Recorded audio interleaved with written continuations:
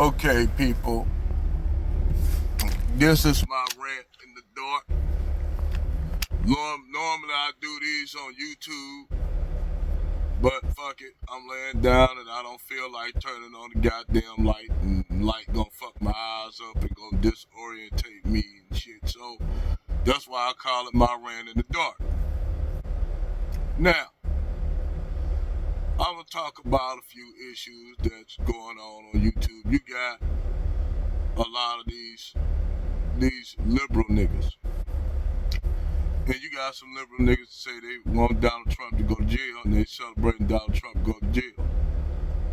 Now, the funny thing with me, these niggas, they are talking about they're against Donald Trump and they start supporting Democrats. But I always ask them what have the Democratic Party offer black people. I always ask them this shit. What have they given to help black people other than bullshit, what you would call broken promises that they haven't fulfilled since black people have been voting Democratic for the last, 60 years? Anyway, we haven't gained shit since we've been in the Democratic Party. Now, some will say, what you advocating for us to go to the Conservative Party? No. I'm not advocating for black people to go to the Conservative Party. What I'm advocating for niggas to do is think critically. Stop thinking emotionally and on feelings. Think about the business aspect of it. See, the liberals, what these liberal shield niggas do, long as they getting fed like, you know how you feed your little goldfish in a little bowl, goldfish in a bowl, you put the little fish food up there and the fish come up and eat them. Them are your Democratic shields. Now, you got your conservative shield niggas, like the Candace Owens and what's his name? Jason Whitlock, all these other Sage Steele, all these other, you got your coons on the other side. Not once have any of these Negroes ever mentioned Malcolm X Ballad of the Bullet. They are not gonna do it. The liberal niggas, they'll use Malcolm X for only to push a liberal viewership. And Malcolm X was not a liberal.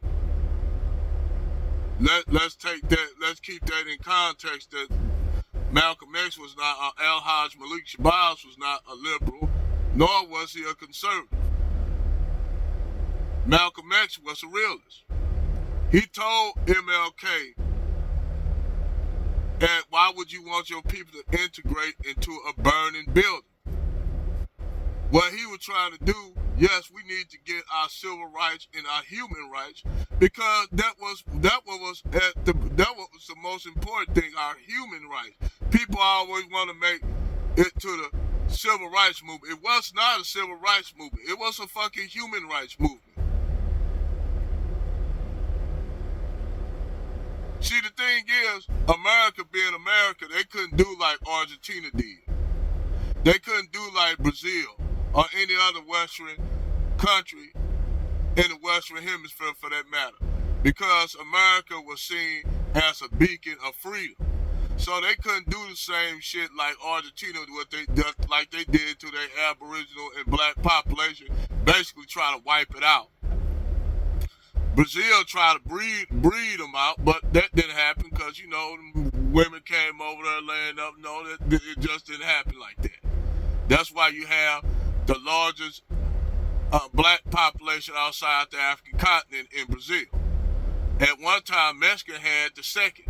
But, Mexicans, the Mexican government, they hired a lot of their black people in the South. They hired a lot of Mexican government.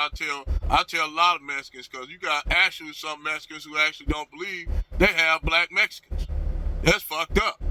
Since this was the place next to Brazil that had the largest African slave population outside of Africa. But I digress. But anyway, you had they did a lot of shit to the liberals and conservatives. Malcolm X basically said, that you can't bet on both party systems, because both party systems always have been against you in general, whether it be the Republicans or the Democrats. And further mention for y'all niggas that follow the Republican Party, let me break something down to y'all. They sold black people out in the South after the Civil War, whether you want to know it or not. And I'm gonna tell you how they sold black people out when they signed the Reconciliation Act with white Southerners. After they sold the Reconciliation Act, because the whole goal of the Civil War wasn't to free y'all ass, to free our ass. It was to keep the Union together. Go read the autobiography of Abraham Lincoln. Abraham Lincoln had slaves. Ooh, that Republican. There's a lot of people in the North that had slaves, but they used the abolitionist movement to create dissension in the South. Then what happened? You had Southern whites who came to fight for the Union Army. Now, keep in mind, during this whole Civil War, the South was winning. Even though the North was more industrialized, the South was winning. And you know how the South was winning? Charleston White was right. They were using slaves to fight a lot of the wars, and the slaves were kicking their ass. You had Southern poor white people who fought for the North because they didn't have jobs due to slavery. So they went and fought in the North. And then after the Civil War, you had some of those Southerners who settled in Pennsylvania. That's why you go to Pennsylvania, you see more Confederate flags in Pennsylvania than you do in the South, because a lot of Southerners after the Civil War settled in Pennsylvania. That's why you got sundown towns in Pennsylvania. But hey, you know, I don't know no better. I'm just a truck driver. I never went to college or no shit like that. I just study history. You know, I'm just a history buff, whether it be national history or global history. I just love history. You know, and I love geography and anthropology. So, you know, I pretty much love shit like that. Over and out.